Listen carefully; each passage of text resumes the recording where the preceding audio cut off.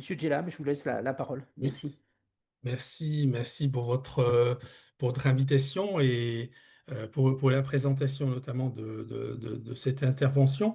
Avant de développer un peu mon propos, voilà, je fais une petite auto-présentation rapide, hein. Je suis inspecteur général éducation, sport et recherche, intéressé aussi bien par le scolaire que le niveau enseignement supérieur, hein, puisque je suis un petit peu dans les deux grands collèges de l'inspection générale qui portent sur ces deux ordres de formation. Et par ailleurs, sociologue, chercheur encore je travaille beaucoup sur la question scolaire évidemment, mais que je ne sépare pas de la question sociale, ce qui apparaîtra d'ailleurs dans mon propos dans cette intervention. Plusieurs recherches menées à la fois sur le lycée professionnel, l'éducation prioritaire, la réussite des étudiants et l'expérience des enseignants, parce que c'est quand même un domaine que vous connaissez, enfin une thématique problématique à laquelle notre institution est confrontée. Et donc, je vais essayer de présenter effectivement ensuite à la commande, hein, sur la thématique de l'émancipation, en m'appuyant sur un diaporama que je vais partager avec vous. Alors, sur la question de l'émancipation, en fait, ce que je dirais, c'est que, en fait, c'est une question, vous l'avez bien rappelé, hein, à l'instant, Pascal, sur le fait que c'est une question très ancienne, mais en fait, il me semble que ça n'est plus une question qui est au centre aujourd'hui des réflexions, alors elle devrait être centrale. Et j'essaierai de montrer en quoi elle peut être importante et comment on pourrait s'en saisir lorsqu'on l'exerce dans les établissements scolaires. Je dirais un mot aussi sur le premier degré à un moment, parce qu'effectivement, je parle beaucoup des EPLE, domaine, on va dire, terrain que je connais assez bien et dans lequel il m'a semblé depuis très, très longtemps que l'égalité des chances se jouait à ce niveau-là de plus en plus et pas seulement au niveau, par exemple, de l'origine sociale des élèves.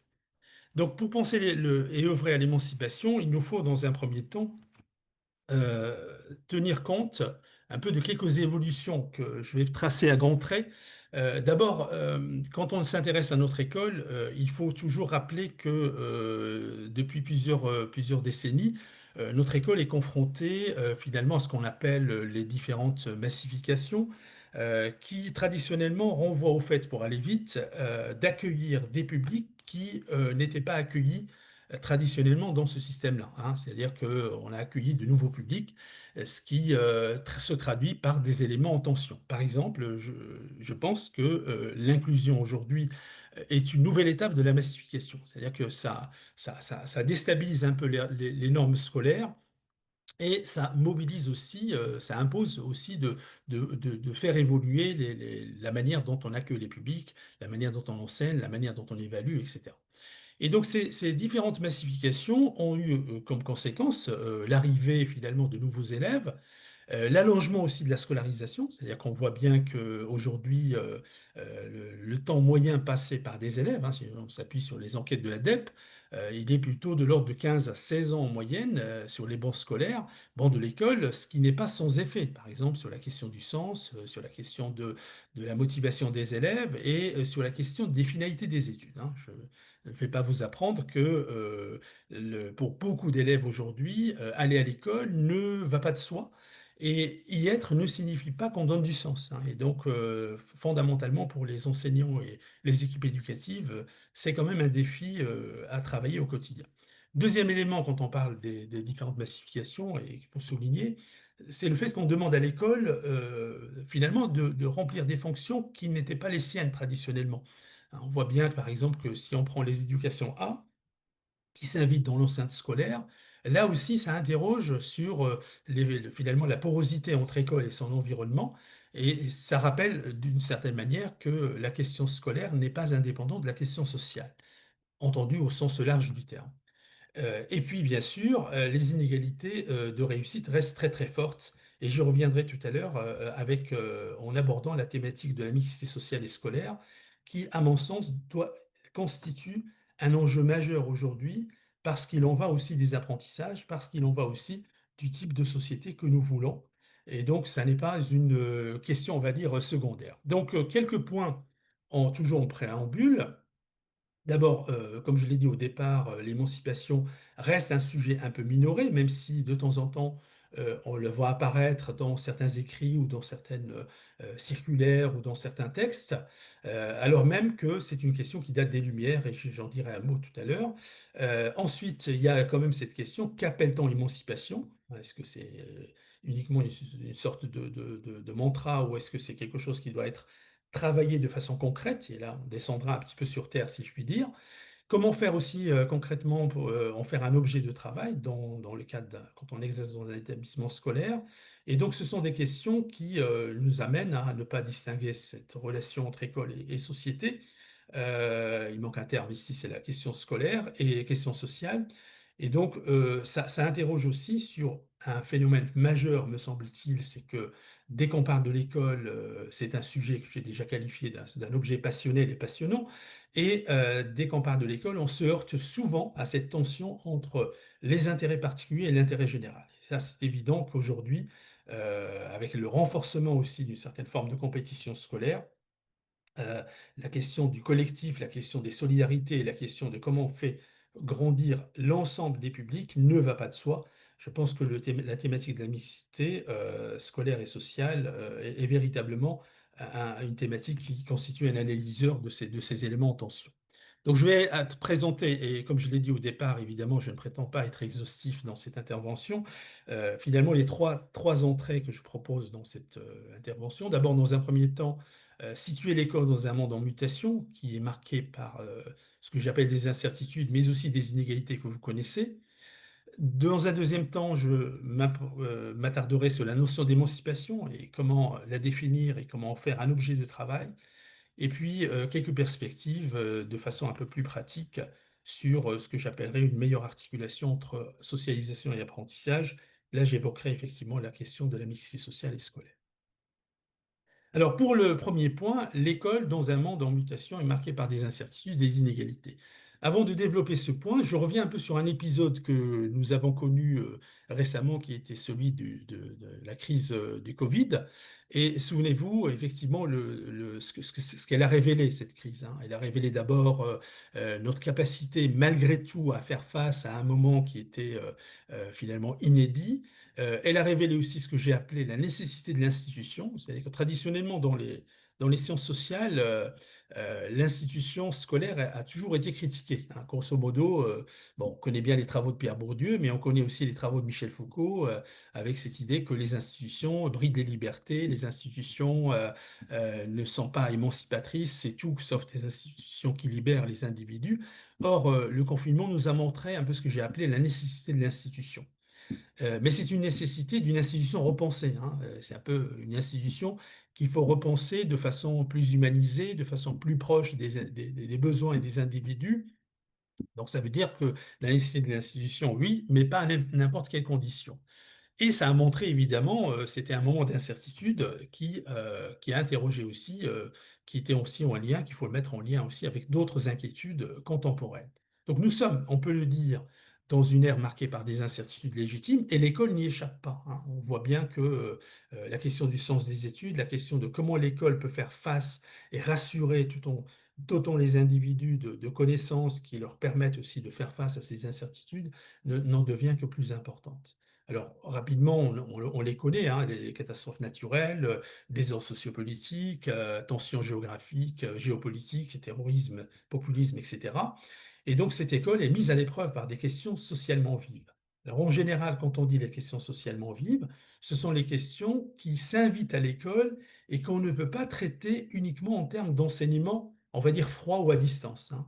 Si je prends par exemple la question d'égalité filles-garçons à l'école, qui est un sujet majeur, c'est une question qui relève aussi des questions socialement vives parce qu'on sent très vite qu'elle renvoie à des visions du monde, à des modèles éducatifs. Par exemple, quand on interroge les relations école-famille, on n'aborde pas ces sujets-là indépendamment d'un certain type de représentation. Donc les questions socialement vives, comme la question de l'environnement et du réchauffement climatique, s'invitent à l'école, et donc on ne peut plus dire aujourd'hui que l'école, c'est l'école Jules Ferry, sanctuarisée, fermée. Elle doit faire aussi avec ces réalités. Et donc, on voit le défi n'en est que plus important. Et l'école ne peut pas se limiter, j'insiste beaucoup là-dessus, uniquement, même si j'y tiens fondamentalement, à la seule transmission des savoirs.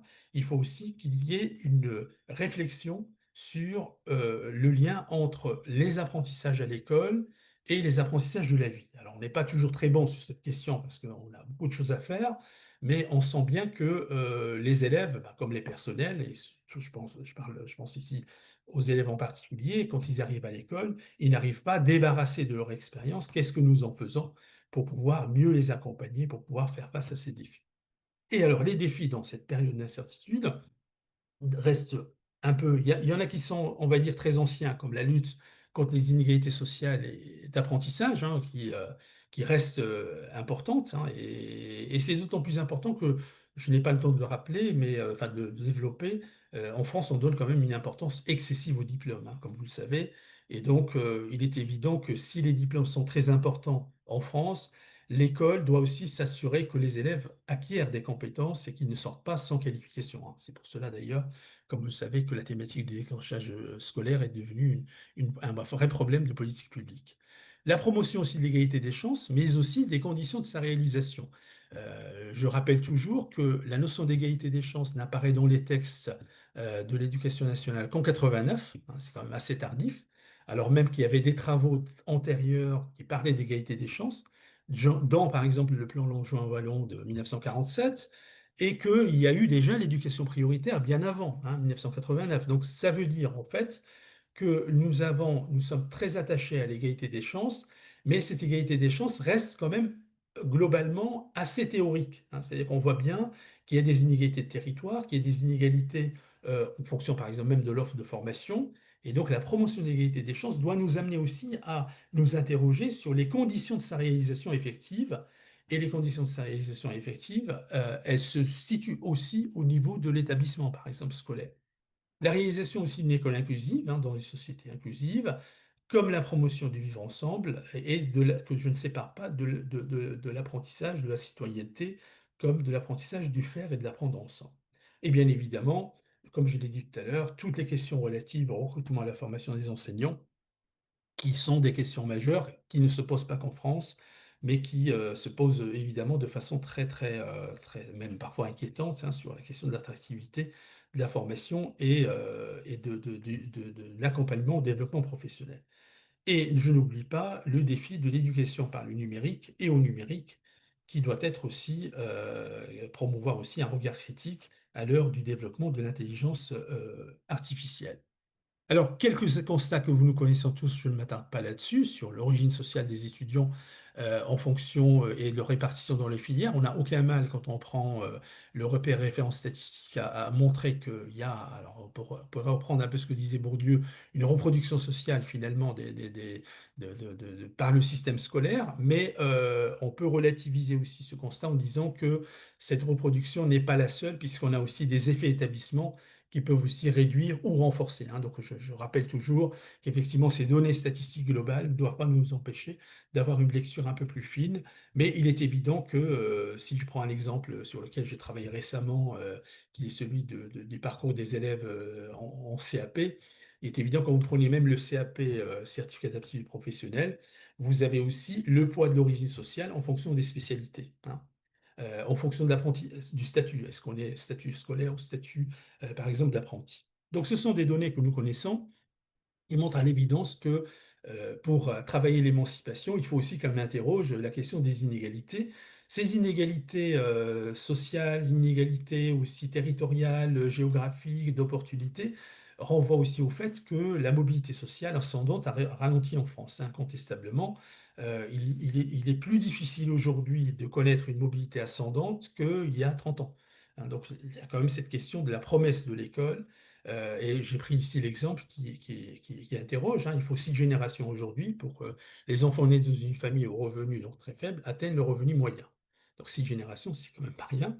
Et donc, on constate aussi, c'est tout l'intérêt des comparaisons internationales, que les pays qui connaissent davantage de mobilité sociale sont ceux dans lesquels le poids de l'origine sociale sur la réussite scolaire est moins déterminant. Hein. Si vous comparez pays avec lesquels on travaille souvent, qui est le Canada ou le Québec en particulier, les inégalités de revenus sont plus fortes qu'en France. entre les catégories sociales. Par contre, les inégalités de réussite sont moins fortes en fonction de l'origine sociale. Ce qui veut dire qu'il y a des effets aussi de contexte sur la place qu'on donne à l'école. Et ça explique aussi, je y reviendrai tout à l'heure, les difficultés à mettre en place une mixité sociale et scolaire. Et donc j'en arrive au cœur de mon intervention, qui est, après avoir présenté un peu ces évolutions, comme ça on peut comprendre, en tout cas donner du sens à cette question d'émancipation, finalement, qu'appelle-t-on émancipation scolaire et finalement comment faire un horizon scolaire finalement indépassable. Alors d'abord, traditionnellement, quand on parle d'émancipation, c'est une notion juridique puisqu'elle renvoie au fait que les individus s'affranchissent d'une dépendance, par exemple le mineur qui s'émancipe de la tutelle parentale. Mais cette notion d'émancipation, le sens juridique, en fait, c'est un sens particulier. Elle admet un sens beaucoup plus large. Et c'est ce que je disais tout à l'heure, c'est qu'elle est déjà inscrite dans le projet des défenseurs et des philosophes des Lumières, en particulier Condorcet, et qui ont affirmé effectivement que la raison et l'accès au savoir permettent à chaque individu de se déprendre des différentes dépendances, hein. Et je prends, alors si ça peut paraître, ça date depuis finalement plusieurs siècles. Si je prends un exemple concret aujourd'hui, fondamentalement, la question de l'éducation à l'esprit éclairé et critique face à l'emprise, par exemple, des médias, hein, je ne suis pas en train de dire qu'il ne faut pas développer, qu'il ne faut pas mobiliser justement Internet, l'intelligence artificielle et tous les réseaux de communication. Par contre, ce qui me semble important, c'est d'éduquer aussi au discernement, par exemple sur les sources d'information, sur l'administration de la preuve, etc. Et là, on voit bien que ce projet émancipateur par le savoir et par l'éducation au raisonnement, il est encore plus d'actualité aujourd'hui. Vous voyez, donc cette question de l'émancipation, elle est aussi par le savoir. J'y reviendrai aussi en conclusion. Et je rappelle ce que disait Condorcet dans les cinq principes de l'éducation, quand il écrivait: La puissance publique n'aurait pas rempli le devoir de maintenir l'égalité et de mettre à profit tous les talents naturels, si elle abandonnait à eux-mêmes les enfants des familles pauvres qui en auraient montré le germe dans leurs premières études, hein.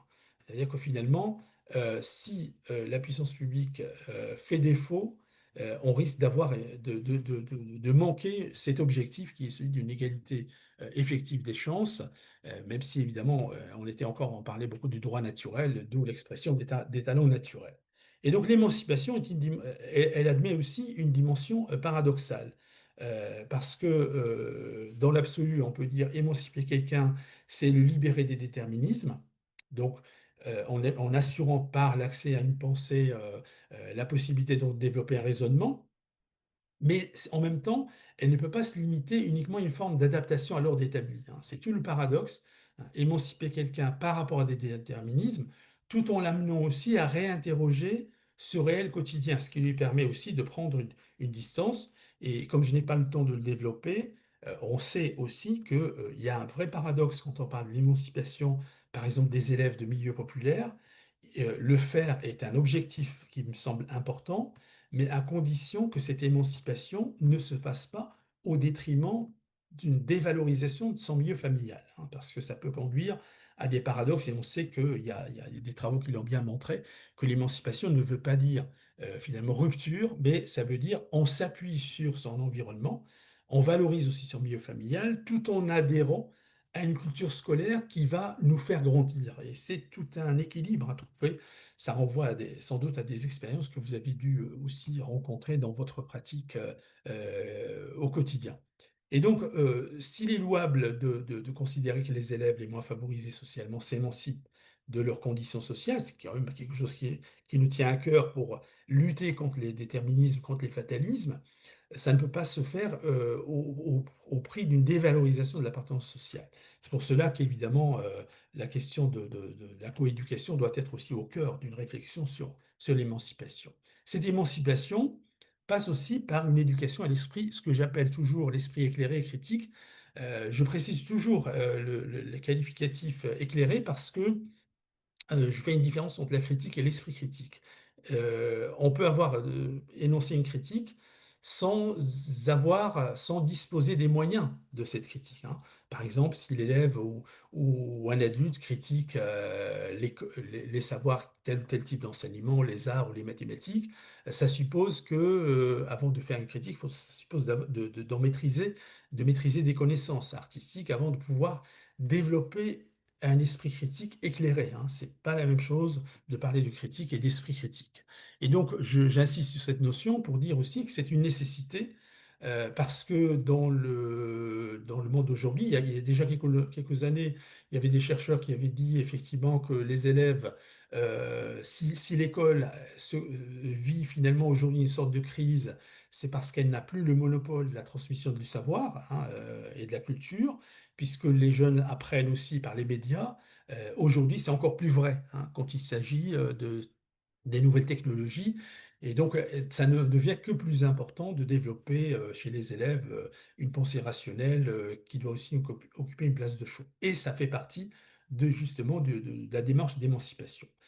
Autre élément aussi qui me paraît important à souligner, c'est quand on parle de l'émancipation, elle doit être aussi constitutive de la relation pédagogique, hein. Je vais y revenir. L'émancipation est constitutive d'une école qui libère de toute forme de domination, d'endoctrinement, pour favoriser le pouvoir de penser et d'agir chez chaque élève. En fait, apprendre à penser par soi-même, qui est quand même une forme d'objectif qui était déjà énoncé par les différents philosophes, mais penser par soi-même suppose aussi qu'on ait des acquis, qu'on travaille aussi à l'acquisition de connaissances, à l'acquisition de savoir, et c'est ainsi qu'on construit une pensée. Et donc, de ce point de vue, faire grandir les élèves qui appartiennent à l'ensemble renvoie aussi à un autre élément, c'est que l'émancipation, de mon point de vue, ne peut pas être aussi travaillée indépendamment d'une réflexion sur la relation pédagogique, hein. On sait par exemple, alors je donne un exemple que j'ai vu il n'y a pas longtemps, qui a été montré démontré dans le cadre d'une thèse qui a été soutenue à Rouen au mois de juin, où la chercheur avait comparé les pratiques pédagogiques des enseignants selon les territoires, en comparant les territoires ruraux et territoires urbains, où elle montre, avec une enquête quantitative sérieuse, que alors je généralise, mais il y a quand même, ce sont des tendances, que lorsque les enseignants sont un peu plus dirigistes dans la relation aux élèves, ça crée une forme de dépendance qui rend difficile l'adaptation à des situations nouvelles des collégiens. Et donc, l'émancipation, c'est aussi une réflexion sur la qualité de la relation pédagogique. J'insiste beaucoup sur ce point parce que, bon, il pourrait y avoir travaillé depuis déjà aussi quelques années, parce que on sait, et les travaux le montrent, que la confiance que prend l'élève en lui, en termes d'apprentissage et en termes d'engagement, elle est aussi liée à des questions d'évaluation, des questions d'appréciation et des questions de relations pédagogiques qui autorisent ou pas, par exemple, à faire des erreurs et à apprendre ses erreurs. Donc c'est une question qu'il ne faut pas négliger du point de vue aussi des réflexions sur la didactique et la pédagogie, et donc, ça permet aussi de faire des allers-retours entre une approche macro et des situations, on va dire, un peu plus micro, plus concrètes.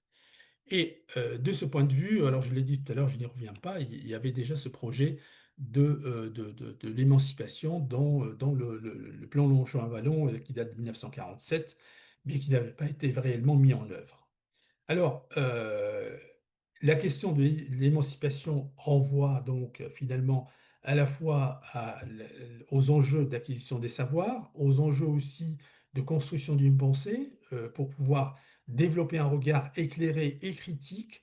Donc, ce qui veut dire aussi qu'on développe un pouvoir d'agir chez les élèves, et le développement du pouvoir d'agir chez les élèves passe aussi par du développement du pouvoir d'agir chez les enseignants. Et c'est pour cela, et je pourrais peut-être en dire un mot en conclusion tout à l'heure, que après avoir travaillé sur la bienveillance et bien-être à l'école, autour d'une école à la fois exigeante et bienveillante, il nous a paru essentiel aussi d'interroger la question de la gouvernance du système éducatif et le fait d'autoriser aussi, de créer chez les enseignants la possibilité aussi de prendre des initiatives, et la possibilité aussi de s'émanciper, non pas de façon globale en parlant de l'institution, parce que c'est quand même des adultes, ils ont aussi cette capacité de discernement, mais de pouvoir aussi s'autoriser à prendre des initiatives, s'autoriser aussi à travailler autrement, inventer des réponses parce que l'éducation aussi est caractérisée, comme vous le savez, par la complexité. Ce qui m'amène à dire aussi que l'émancipation passe aujourd'hui par le réenchantement des savoirs scolaires et l'humanisation de la relation pédagogique.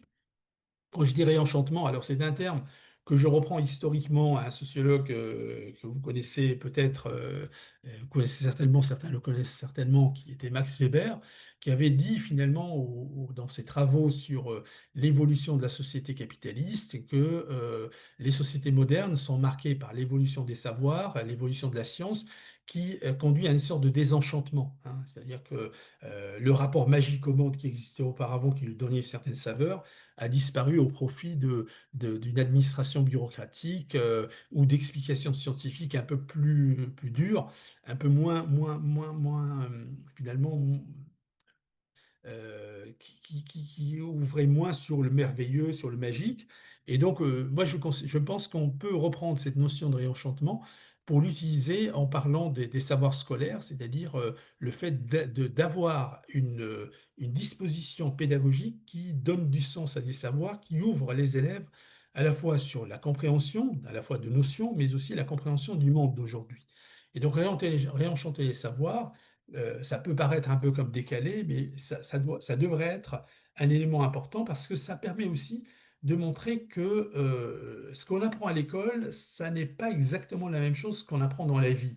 Même si on doit mettre en dialogue les savoirs scolaires et les savoirs de la vie, les savoirs scolaires ont aussi leurs propres normes. Et il s'agit de montrer aussi aux élèves que ce sont des savoirs qui leur permettent de raisonner autrement, d'avoir aussi une capacité réflexive. Sinon, on va les priver de ces savoirs. Et c'est toute la difficulté que peuvent rencontrer les enseignants, parce que c'est vrai que tous les enseignements ne peuvent pas faire l'objet d'une ouverture sur le monde, mais de temps en temps, ça permet aussi d'éclairer la pensée, hein. Et je le dis d'autant plus que j'ai eu l'occasion pendant plusieurs années d'intervenir dans le cadre des cours du soir de la formation et de la formation des adultes, où j'ai eu face à moi beaucoup d'adultes qui ont repris des études avec parfois le regret de ne pas s'être intéressés au bon moment à ces contenus, alors que ils auraient pu, mais faute de temps, mais également peut-être de pédagogie, mais aussi de temporalité. Voilà, c'est pas l'idée de dire que je suis pas en train de critiquer un peu ce qu'ils ont vécu, mais de montrer aussi que la question du sens peut aussi ouvrir les élèves sur un réenchantement de ces savoirs. Et c'est un défi que l'école doit relever, hein. C'est d'ailleurs pour cela, et je fais une parenthèse, que j'ai travaillé récemment, enfin c'était en 2023, dans un ouvrage qui est paru sur populisme et anti-intellectualisme.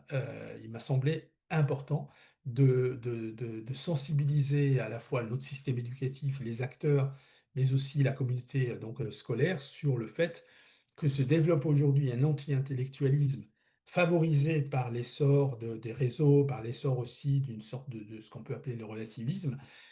Et donc, le défi pour l'école est encore plus important. Comment on travaille pour réenchanter les savoirs et éviter de mépriser la culture scolaire. Alors j'avance un peu pour vous tenir, et donc le troisième point que je vais développer, c'est finalement à partir de ces éléments-là, à la fois mise en contexte et la question de l'émancipation, des moyens pour y parvenir, des perspectives pour une école plus juste, donc réussir l'articulation entre socialisation et apprentissage. Alors, je ne prends pas je ne fais pas une proposition sur par hasard ce lien entre socialisation et apprentissage. Je le fais volontairement parce que on a souvent oublié le fait que quand on va à l'école, on n'apprend pas seulement tout seul, on apprend aussi avec les autres, hein. Et c'est un élément aussi qui a été mis en évidence par le confinement que j'ai évoqué tout à l'heure parce que il y a eu, comme vous le savez, aussi des étudiants qui ont mal vécu le confinement et qui ont dû inventer des échanges et des situations de travail collectif à l'aide aussi des réseaux et notamment à l'aide des visioconférences pour pouvoir apprendre avec les autres. Et c'est un élément qui est important qu'on sous-estime. On sait aussi que cette idée, le fait d'apprendre avec les autres, elle est aussi au cœur de la réflexion sur la mixité sociale et scolaire. Et donc, fonder une école de l'exigence qui est attentive à la qualité de la relation, c'est un pari éducatif, hein, qui a donc cette particularité que de rappeler que finalement, on ne se mobilise que sur les savoirs, on se mobilise davantage sur les savoirs lorsqu'ils ont du sens, hein. Et on peut rappeler aussi, comme je disais tout à l'heure, que la qualité de la relation pédagogique fait intervenir des dimensions cognitives et affectives. Elle est d'autant plus importante que nous avons affaire à des élèves qui viennent de milieux modestes, hein. C'est-à-dire que globalement, tous les élèves donnent une grande importance à la qualité de la relation pédagogique. Et quand je dis qualité de la relation pédagogique, j'y inclus aussi bien les questions d'évaluation, les questions d'appréciation, les questions d'accompagnement, d'explication, etc. Mais en même temps, on sait que c'est encore plus vrai quand il s'agit d'élèves issus de milieux modestes, sans doute parce que l'école pour ces élèves ne va pas de soi et que ça engage toujours aussi des rapports au monde qui sont un peu variés, donc c'est bien documenté par la littérature, et sans doute aussi parce que la compréhension des enjeux scolaires et des codes, elle est inégalement répartie, hein. Et de ce point de vue, pour travailler sur l'égalité des chances et travailler sur l'émancipation, il faut qu'on ait aussi gardé cela à l'esprit, hein, que la question de l'apprentissage avec les autres et la question de la mixité sociale et scolaire, c'est aussi quelque chose qui engage le rapport au savoir, qui engage la qualité de la relation affective et cognitive.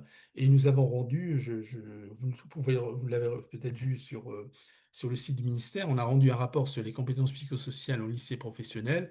Je pense que la thématique n'a pas été choisie par hasard, puisqu'on a vu aussi que les élèves développent d'autant plus ces compétences, qu'ils les aident aussi, qui favorisent les apprentissages, qu'ils sont soutenus par cette relation pédagogique autour des modalités d'évaluation et d'accompagnement par les personnels et notamment par les enseignants. Alors, évidemment, la question de la mixité sociale et scolaire, c'est une question socialement vive, hein. Comme je disais tout à l'heure, c'est une question qui renvoie aussi à des visions du monde, qui renvoie aussi à cette tension entre l'intérêt général et les intérêts particuliers. Je vais reprendre un peu sur ce que disait Dubé il y a quelques années, en reprenant aussi un peu ce que disait Tocqueville. Tocqueville avait dit, finalement, en France, nous avons cette passion de l'égalité, et cette passion de l'égalité, donc héritée de la Révolution, conduit aussi à ce que tout le monde soit attaché à l'égalité. Mais pour reprendre ce que disait Dubé, tout le monde est attaché à l'égalité des chances, mais dès qu'il s'agit de ses propres enfants, c'est une autre affaire. Et c'est vrai que cette tension entre l'intérêt général et les intérêts particuliers, elle peut aussi expliquer la difficulté à mettre en place une école socialement juste et donc une école qui assure réellement une mixité sociale et scolaire. Donc, c'est un sujet aussi sur lequel j'ai travaillé récemment. Je rappelle simplement que cette mixité sociale couvre bien sûr les caractéristiques sociodémographiques ou socio-économiques des élèves, et notamment la part respective des différentes catégories sociales. Et j'insiste aussi sur le fait que systématiquement, quand on aborde la question de la mixité sociale, il faut aussi parler de mixité scolaire, hein. Je vais prendre un exemple banal. Si je décide je suis proviseur d'un lycée, et l'institution m'aide aussi à mettre en place une mixité sociale en prenant par exemple 30% d'élèves boursiers, hein. Je peux dire j'ai 30% d'élèves boursiers dans mon établissement, donc j'ai une mixité sociale. Oui, mais qui sont ces boursiers? Si je n'ai que les meilleurs élèves de boursiers issus des lycées plus populaires ou des collèges plus populaires, là on voit bien qu'il y a quelque chose qui ne va pas. C'est-à-dire que la mixité scolaire est aussi une manière de s'assurer qu'il y a aussi des différences, différents niveaux, et que ça ne cache pas, si vous voulez, je vais un petit peu direct, ça ne cache pas finalement des stratégies pour dire, vous voyez, on s'en est contenté. Donc, en fait, il y a quelque chose de l'ordre de systématiquement d'associer la notion de mixité scolaire à la notion de mixité sociale. Et donc, cette mixité sociale dans les établissements, il faut rappeler simplement c'est une question qui dépasse le périmètre de l'école. Ça n'est pas qu'une question scolaire, hein. On le verra tout à l'heure sur les obstacles à la mise en place. C'est une question qui dépasse le périmètre scolaire parce que même si la concurrence entre établissements favorise une logique de marché, les économistes disent un quasi-marché, puisqu'on ne peut pas considérer que lorsqu'on inscrit ses enfants dans un établissement scolaire, c'est comme si on allait faire entre guillemets, des courses dans un supermarché. il y a des régulations malgré tout. Mais quand même, il y a un mécanisme d'offre et de demande qui s'est mis en place, qui a conduit aussi, par exemple, à ce que depuis 2020, depuis 2020, depuis 2000, on voit bien qu'il y a une diminution de la mixité sociale et scolaire dans beaucoup d'établissements publics.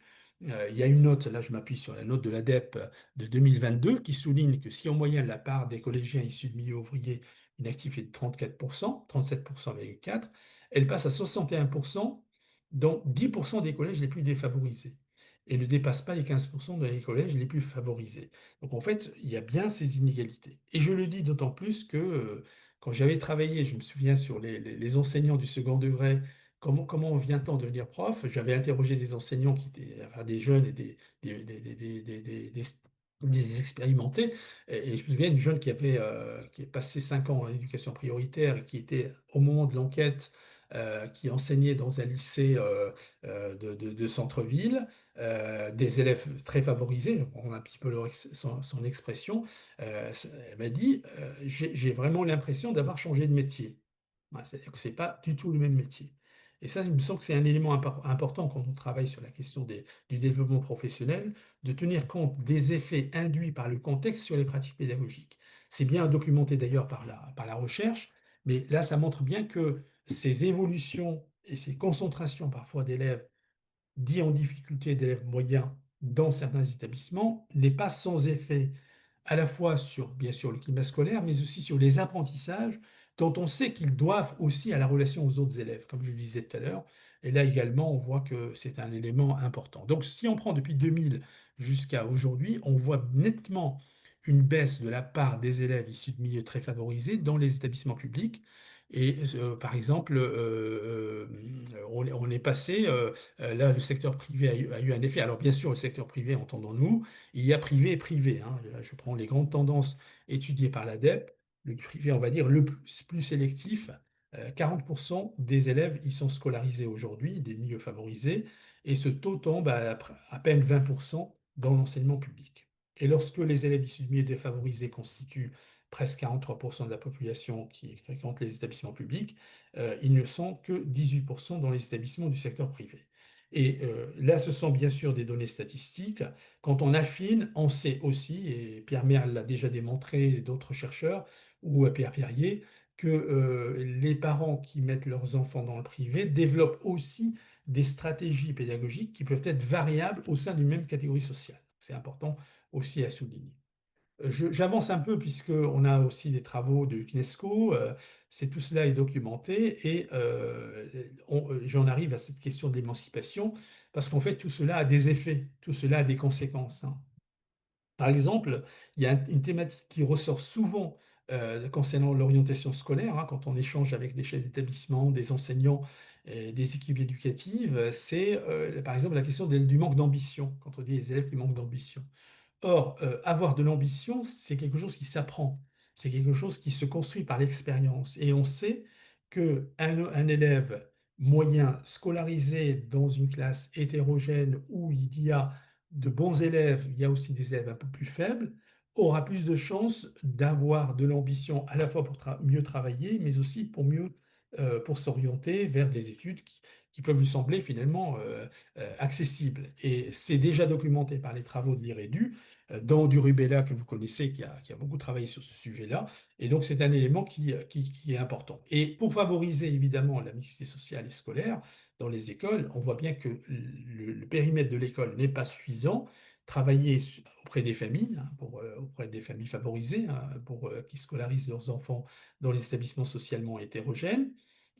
Ça demande du travail, sachant aussi, comme l'a montré l'école d'économie de Paris, qu'il ne faut pas l'oublier, que la ségrégation, pour prendre le terme de l'ADEPE, entre classes dans les mêmes établissements est au moins aussi forte que la ségrégation entre établissements, hein. Ce qui veut dire aussi qu'il faut interroger sans doute aussi les pratiques d'organisation des classes et comment on travaille pour favoriser justement cette mixité qui, à mon sens, a des effets positifs, mais aussi elle peut éviter, je pense, elle peut éviter aussi quand on construit une carrière scolaire et qui a des effets durables sur les individus, peut-être le ressentiment, hein. On a aussi cette réalité-là qui reste d'ailleurs aussi à étudier d'un point de vue sociologique.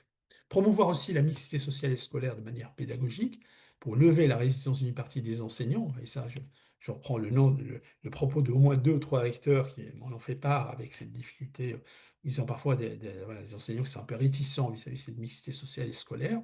La régulation de l'offre aussi, hein, c'est-à-dire en termes de privé et public, et bien sûr la politique de la ville, puisque comme vous le savez, la carte scolaire date de 63, et que ça interroge aussi les politiques de la ville par rapport à ces dimensions-là. Alors bien sûr, il y a la question du climat scolaire sur lequel il faut agir, mais vous le verrez, puisque vous aurez le document, hein, je n'ai pas le temps. Et je terminerai simplement pour un petit rappel par rapport à mon propos, la question du réenchaînement des savoirs ce qui doit aussi passer, me semble-t-il, par une réflexion sur les modalités de formation des enseignants. Et comme vous le savez, il y a la réforme notamment du recrutement de la formation des enseignants qui va se mettre en place. Peut-être l'occasion de se pencher aussi sur la nature des savoirs, leur construction, leur place aujourd'hui. Hein.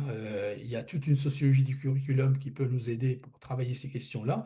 L'éducation à l'esprit éclairé et critique, hein, j'ai déjà dit, autour de l'humanisation de l'institution scolaire, hein, promouvoir aussi des pédagogies coopératives et inclusives, ouvrir des horizons aussi en luttant contre les déterminismes. Et là aussi, hein, quand on fait vivre des expériences aux élèves, c'est beaucoup plus, on va dire, formateur que d'avoir parfois des discours qui peuvent être perçus comme étant très éloignés de leur quotidien. Créer du commun entre élèves et développer aussi le pouvoir d'agir des enseignants. Il y a bien sûr des conditions, on a un nouveau récit qui éduque, et qui a la capacité à faire face aux incertitudes. Je rappelle quand je parle de ces incertitudes que nos élèves, quand ils répondent aux évaluations PISA, ils préfèrent ne pas répondre que de répondre et faire des erreurs. Ce qui dit quelque chose, si vous voulez, sur la question de la confiance.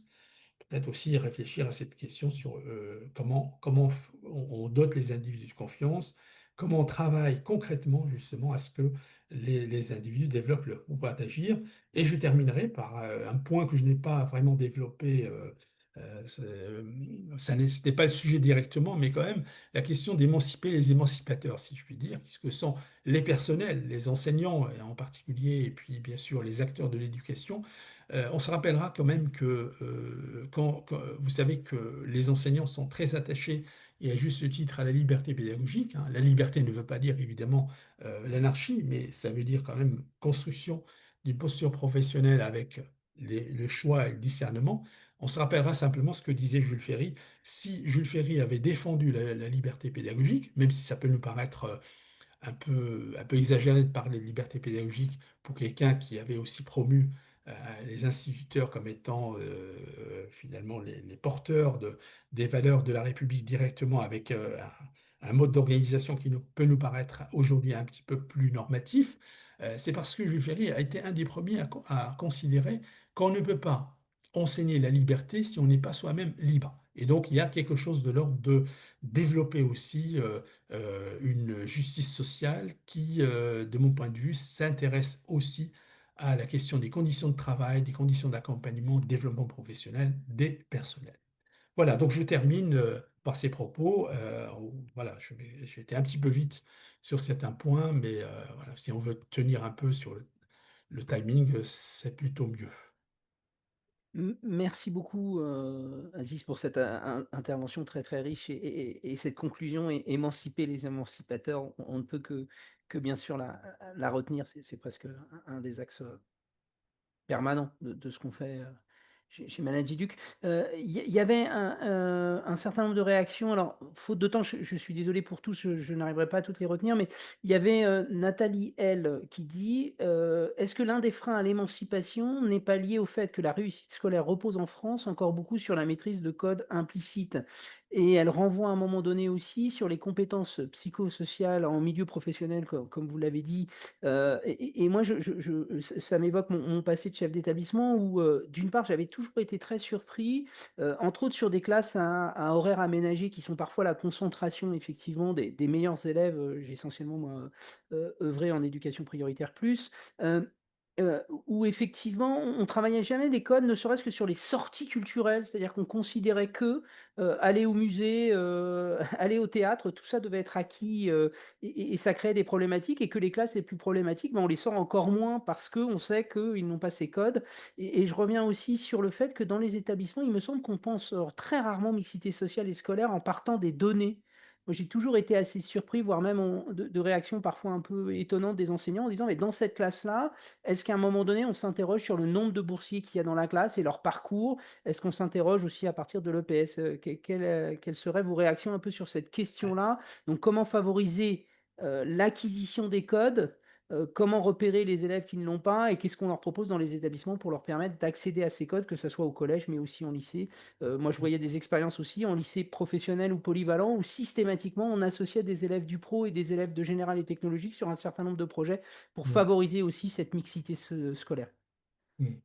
Alors, sur la question des codes, il est évident que là, ça renvoie aussi à des visions du monde. C'est-à-dire que les élèves qui ont... parce que les codes renvoient aussi à la socialisation familiale, hein, pour aller vite. Mmh. Donc, effectivement, quand l'élève apprend à faire, je sais pas moi, quand il fait une activité sportive ou une activité, une sortie culturelle, il fait des liens entre ce qu'il apprend en dehors de l'école et ce qui va mobiliser à l'école. On a une partie des élèves pour lesquels ces sorties culturelles peuvent apparaître comme étant éloignées de ce qu'ils apprennent parce que, en fait, il y a cette difficulté à faire des liens. Et ça commence dès le premier degré. Je pense par exemple à un travail qui avait été mené par Elisabeth Bautier, qui a travaillé sur les pratiques langagières et qui montrait que une consigne telle que comment trouvez-vous l'eau, c'était un travail sur le cycle de l'eau en CE2, au CE2 ou CM1, je ne sais plus, il y a une élève qui a répondu, eh bien l'eau chez moi, je trouve qu'elle est bonne et on peut la consommer. Alors que la question de la consigne, c'était finalement quel est le cycle de l'eau, puisque c'était la leçon en fait. C'est-à-dire qu'il y a ceux qui sont, entre guillemets, dans l'immédiateté et ceux qui vont prendre du recul. De la même manière, quand on fait des sorties culturelles où l'élève réalise que ce qu'il apprend, c'est aussi des façons d'être, parce qu'en fait, Pierre Bourdieu avait il a eu entre autres cette originalité d'avoir démontré, par exemple, que les codes relèvent aussi de la communication non verbale et pas seulement la communication verbale. Et que dans un entretien de concours, on prend l'exemple du concours, les manières de s'exprimer comme les postures relèvent d'un implicite auquel l'école ne prépare pas. Et on peut prendre l'exemple que j'ai vu quand on a travaillé sur l'insertion professionnelle des élèves. Il y a un élève qui nous a dit une fois, il dit, mais je ne comprends pas pourquoi dans une lettre de motivation, je dois parler de mes loisirs. Ça ne regarde pas l'employeur. En fait, on est dans quelque chose qui est de l'ordre des implicites qu'il faut lever. Et pour cela, évidemment, comme vous l'avez dit Pascal, en fait, il faut faire vivre des expériences et amener les élèves à prendre du recul pour analyser ces expériences. Ce qui nous paraît aller de soi, et en fait, ce sont les allants de soi qui posent problème. Parce que dire, vous avez fait une sortie dans un musée, vous avez été voir telle ou telle activité ou tel ou tel spectacle, c'était bien. Mais dire, qu'est-ce que nous en retenons par rapport à des connaissances, par rapport à des savoirs que nous enseignons, par rapport peut-être à des objectifs de formation, c'est autre chose. Donc, en fait, expliciter les implicites, ça peut être effectivement une piste. Et comme vous l'avez dit à la fin, je ne sais plus votre remarque, c'était la deuxième question, parce que je sais plus j'ai pas relevé la Et question, il y avait c'était... le fait que dans les établissements, comme vous l'avez dit, on va recréer parfois, de la discrimination, Oui, scolaire ou sociale et que la donnée des chiffres, alors qu'on a facilement à notre oui, oui, disposition, ça, ne oui, serait-ce que sur les bourses, est un oui, outil qu'on utilise oui. peu et qui peut choquer même les enseignants en disant: «Attention, on stigmatise», et cetera, quoi. Oui, oui. Alors c'est un vrai. Je sais que les chefs d'établissement, beaucoup en tout cas, travaillent aussi à présenter l'établissement aux équipes, hein. Et moi, ce qui m'avait surpris pendant plusieurs années, c'est que tous les indicateurs APAE devenus Archipel aujourd'hui n'étaient pas connus. Et alors que ça donne une idée. Avec aussi, et c'était l'intérêt aussi de votre question, c'est qu'en fait, j'ai toujours trouvé que avoir des informations sur les élèves ne doit pas conduire aussi à produire des effets pervers. C'est-à-dire que si vous avez des informations sur des élèves en disant ils sont issus du milieu modeste, donc vous comprenez les conséquences, ça n'est pas parce qu'ils sont issus de milieux modestes qu'ils ne sont pas capables de réussir. Et parfois, si on ne prend pas garde, ça peut avoir des effets, on va dire, inverses. C'est de dire, voilà, ils ont effectivement on a un nombre de boursiers, mais n'oublions jamais que, on a aussi de la réussite scolaire en milieu populaire, ce qui permet aussi de lutter contre parfois des effets. Et parfois aussi, ce qu'on a constaté, c'est que beaucoup d'enseignants, faute justement de recul et parfois d'accompagnement, ils entérinent, ils entérinent les déterminismes, hein. Et ça se voit par exemple par l'idée que finalement on va dire à ces élèves-là, on ne peut pas leur proposer telle ou telle activité parce qu'ils ne vont pas y arriver. Donc en fait, c'est un accompagnement, un travail aussi très subtil. C'est d'une alchimie et c'est vrai que l'accompagnement par les équipes, mais aussi un travail collectif, peut amener les enseignants à en prendre conscience de façon positive. Ouais, ouais, merci beaucoup. J'accélère un peu, on aura peut-être le temps de 2 questions encore. Il y avait Sigrid, je crois que tu peux prendre la parole, Sigrid, qui fait partie du comité de pilotage de Managilux. C'est pour ça que je me permettais de la la tutoyer. Je crois qu'elle vous connaît un peu aussi. Oui, oui, Sigrid? c'était Oui, bonjour. bonjour Aziz, bonjour Pascal et bonjour tout le monde. C'était juste une petite incise au moment où Aziz, tu développais la relation pédagogique. J'avais une question sur est-ce que il y a des études qui peuvent comparer ou qui ont déjà comparé. On sait par exemple qu'en Espagne, la relation pédagogique est fort différente d'en France. Est-ce que pour le coup, on a pu mesurer des écarts importants ou pas? Et la deuxième chose, et je te donne la parole, c'était juste, tu parlais tout à l'heure des travaux de Pierre Perrier et Pierre Merle qui sont basés en Bretagne. Et pour le coup, j'ai eu la chance de les écouter régulièrement. Ils font partie du CREAD, comme Gérard Sansévi, qui est maintenant professeur émérite, mais qui a beaucoup travaillé sur le pouvoir d'agir des élèves et sur la relation pédagogique du coup des enseignants. Et donc, je vous ai partagé un petit article qui ouvre sur un gros ouvrage mais qui questionne effectivement, et ça renvoie de nouveau, encore une fois, à la formation des enseignants sur comment l'enseignant dispense son cours. Est-ce qu'il voilà, il dépose son savoir et puis l'élève en fait ce qu'il peut ou est-ce qu'au contraire, il guide au fur et à mesure en s'adaptant aux réactions des élèves afin de les aider à chacun à se l'approprier, à mettre du sens et à comprendre, puisque on y revient souvent, la vraie différence, c'est ceux qui savent transposer et puis ceux qui ne parviennent pas. Mm. Alors, pour répondre à ta question, là, pour la première question, il y a eu il faudrait voir un peu sur les conférences de consensus du CNESCO qui avaient comparé quelques pays en termes de pratiques pédagogiques pour voir si ça a un effet positif sur les apprentissages. Il n'y a pas de règle, il n'y a pas de modèle spécifique. Par exemple, souvent, ce qu'on compare de façon très tranchée, c'est le système de Corée du Sud et Finlande. Corée du Sud, c'est un modèle qui est beaucoup plus dirigiste, qui laisse peu d'initiatives et qui est très efficace. En Finlande, c'est un modèle beaucoup non directif, avec parfois des interventions de 2 à 3 enseignants, et qui a aussi les mêmes résultats. Donc en fait, c'est à relier aussi à des contextes culturels, contextes de formation, etc. Ce qu'on peut dire néanmoins, c'est que, par exemple, sur la question de la confiance, clairement, les comparaisons montrent que les élèves en Allemagne, alors avec le système de Lander qui est variable, ont plus confiance en eux et ça a des effets aussi sur les apprentissages, hein. Nous, on a un problème comment dire, de rapport à l'erreur et de confiance en soi, ce qui fait que on n'apprend pas de ses erreurs et on se contente pour aller vite de dire j'ai la moyenne, etc. Donc en fait, c'est tout l'enjeu de comparer. Et comme je disais tout à l'heure, en fait, c'est les enquêtes qui montrent que la qualité de la relation pédagogique est d'autant plus déterminante qu'on a affaire à des milieux modestes, puisque tu peux avoir des méthodes différentes qui ont à peu près la même efficacité sur des élèves plutôt favorisés, hein. Mhm. Pour donner un exemple et faire un petit peu à titre anecdotique, j'avais un jour dit vous voyez un peu, lors d'une visite pour une mission, j'avais rencontré des élèves de classes préparatoires à grandes écoles. Et il y en a un qui m'avait montré, il était en filière MPSI étoile. Donc il m'avait montré une copie de mathématiques soulignée en rouge, raisonnement totalement débile. 6 sur 20 en mathématiques. Donc, prof, bon. Et ouais, ma question, évidemment, qu'est-ce que ça vous fait comme. Ben, et sa réponse, c'est pas grave, c'est un prof, il nous prépare aux grandes écoles. Donc en fait, il le vit pas négativement. On n'imagine pas une seconde faire la même chose avec un élève de lycée professionnel. Hmm. C'est que là, il y a quelque chose qui renvoie aussi à qu'est-ce qui permet à nos élèves d'exister. Et on sait que plus les élèves sont en difficulté à l'école, plus, en général, on peut dire, en général, le rapport à l'institution n'est pas aussi apaisé. Et ce que j'avais trouvé étrange déjà il y a quelques années, quand Jean Guichard avait travaillé sur les projets des adolescents, ce qui était assez étrange, c'est que les élèves les plus en difficulté se décrivent scolairement.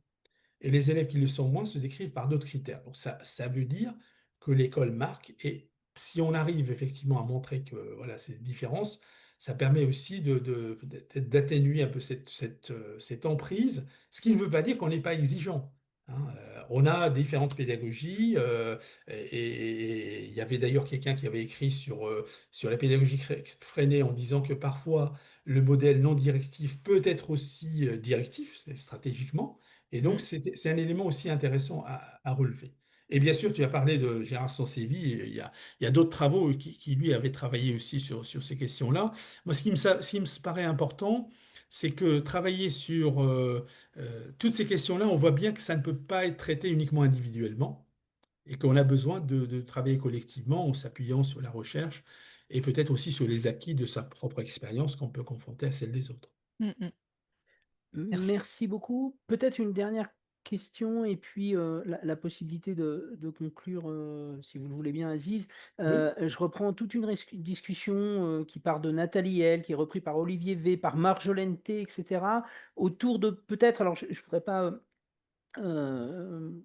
ne pas transmettre l'idée, mais du coup affectif de l'émancipation, quelque part, et on voit bien que là, dans les derniers propos, on était un peu là-dessus. Des questions autour, alors il faudrait presque un webinaire là-dessus, mais c'est l'ouverture peut-être, Ouais. à la fois de la place des parents, de ce qu'on appellerait parfois un plafond de verre, sur lequel aussi il y a eu un certain nombre d'interventions chez Manageduc, et cette question Mm. du coût affectif, et qui freinerait à la fois chez les émancipateurs, mais aussi sur Ouais. les émancipés, cette volonté d'apprendre, si je résume à gros traits.